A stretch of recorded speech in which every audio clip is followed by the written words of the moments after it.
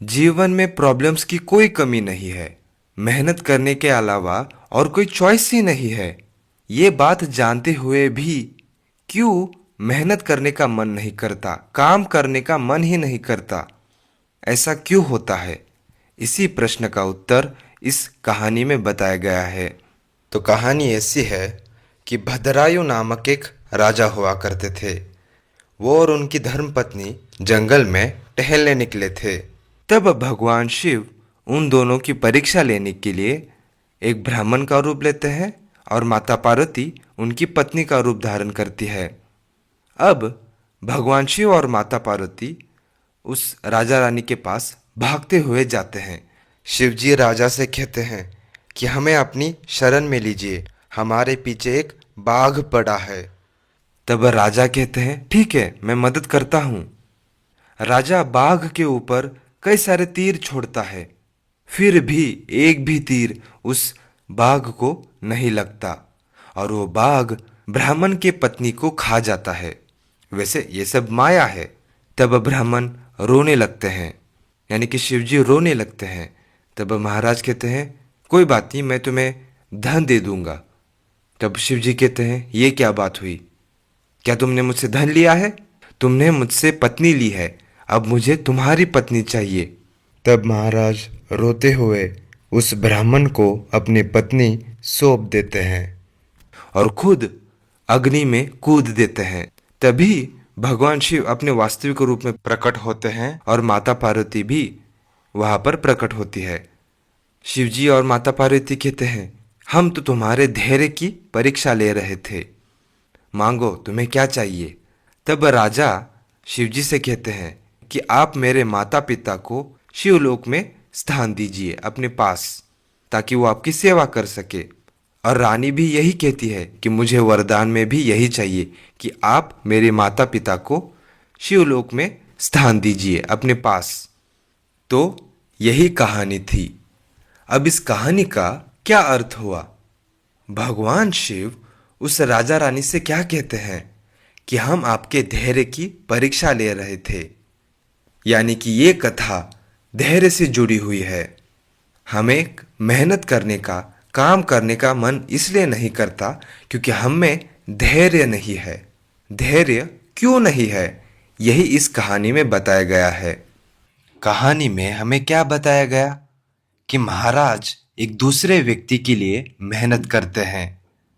वो बाघ से रक्षा करने का प्रयत्न करते हैं, परंतु उनको उसका फल नहीं मिलता, उल्टा नुकसान हो जाता है, उनका जीवन बर्बाद हो जाता है। उसी तरह से आप दूसरी चीज के लिए मेहनत कर रहे हैं और उसका आपको फल नहीं मिल रहा है, उससे आपको नुकसान हो रहा है।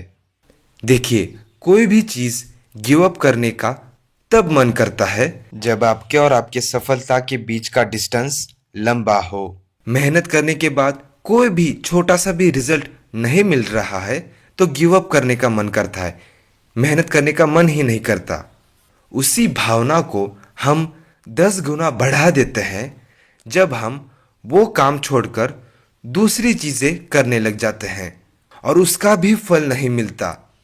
वो फ्रस्ट्रेशन और भी बढ़ जाती है क्योंकि हमें लगता है कि मैं कुछ भी कर लूं, मुझे फल ही नहीं मिल रहा है।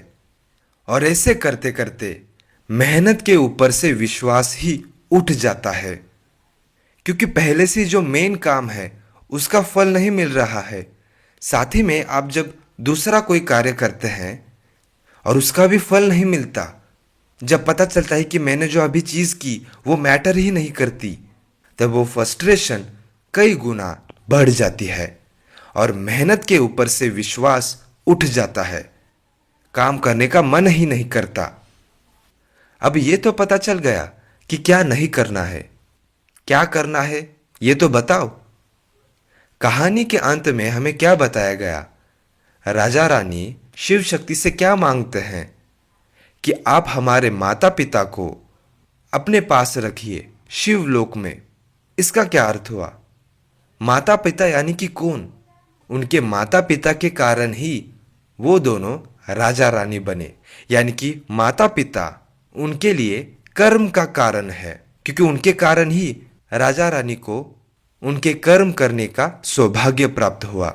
और आपको भी यही करना है।